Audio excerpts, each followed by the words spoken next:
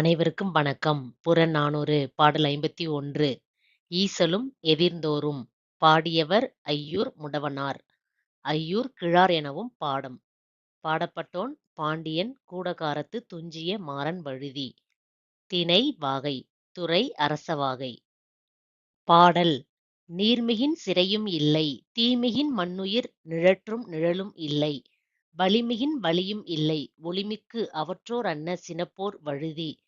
தன் தமிழ் பொதுஎன பொறாஅன் போர் எதிர்ந்து. கொண்டி வேண்டுவன் ஆயின் கொள்க எனக் கொடுத்த மன்னர் நடுக்கற்றனரே. அளியரோ அளியர் அவன் அளி இழந்தோரே. நுண்பல் சிதலை அரிது முயன்று எடுத்த செம்புற்று ஈயல் போல. ஒரு பகல் வாழ்க்கைக்கு உள மருவோரே. பாடலின் விளக்கம்.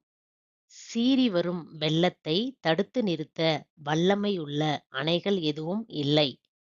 கடுமையாக பற்றி பரவி வரும் தீச்சுவாலையிடமிருந்து உயிரினங்களை மீட்பதற்கு தடுப்பு குடைகளும் ஏதும் இல்லை. மிகுந்து வரும் காற்றை எதிர்த்து நிற்கும் வலிமை யாருக்கும் இல்லை. வெயிலின் பெரு வெளிச்சத்தையும் நம்மால் தடுக்க இயலாது. அதுபோல பாண்டிய மன்னன் வழுதியை எதிர்த்து நிற்க இந்த நில உலகில் யாரும் இல்லை. தமிழ் கூறும் நல்லுலகம் தமிழ்நாடு எல்லா அரசர்களுக்கும் பொது என்பதை அவன் பொறுத்து கொள்ள மாட்டான். தமிழ்நாடு முழுவதும் தனக்கே உரியது என போரிடுவான். திறை செலுத்த வேண்டும் என்று வழுதி கேட்பானாகில் மறுப்பின்றி ஏற்றுக்கொள்வோர் தொடர்ந்து தமது நாட்டினை ஆட்சி புரியலாம். மாறாக அவனது அரவணைப்பை இழந்துவிட்டால் அத்தகைய மன்னர்கள் மிகுந்த இரக்கத்திற்கு உரியவர் ஆகிவிடுவர்.